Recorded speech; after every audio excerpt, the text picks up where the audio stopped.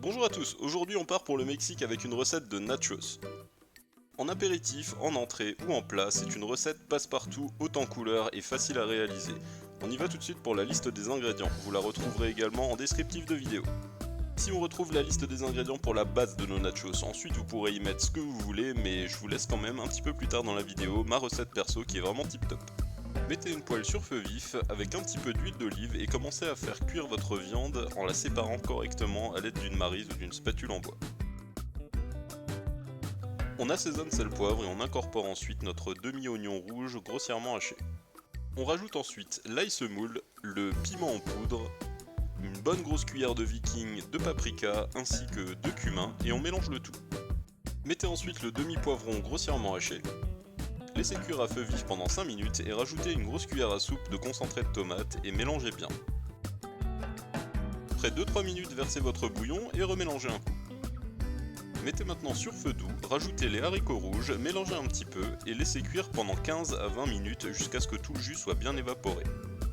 Et pendant ce temps, vous pouvez vous abonner à ma chaîne, ça me fait plaisir et ça m'encourage pour la suite. On passe maintenant à ma recette perso, mais comme dit tout à l'heure, vous pouvez tout à fait mettre ce que vous voulez. Je vais vous décrire mes ingrédients tout de suite. J'ai donc pris quelques feuilles de mâche, ensuite le reste de notre demi-oignon rouge que j'ai coupé en demi-lune assez fine, un mélange de ciboulette et de coriandre haché grossièrement, une dizaine de tomates cerises coupées en deux, de la mozzarella sèche râpée environ 40 grammes, du piment rouge et du piment jalapeno. Ensuite un petit peu d'olive noire et un citron vert. Passez le laps de temps de cuisson, vérifiez que le fond de la poêle est sec, si c'est le cas, pas de souci, on éteint, c'est prêt. Pressez maintenant un demi-citron vert sur notre préparation et on va commencer à garnir nos tortillas. Déposez doucement l'ensemble de notre préparation sur le dessus en faisant attention à bien répartir la viande. Mettez maintenant la totalité de votre fromage sur le dessus et ensuite on va enfourner ça dans un four préchauffé à 200 degrés pendant environ 5 minutes le temps que le fromage soit bien fondu. Une fois sorti du four, déposez joliment l'ensemble de vos ingrédients frais sur le dessus. Prenez soin de terminer par la verdure et voilà, vos nachos sont prêts.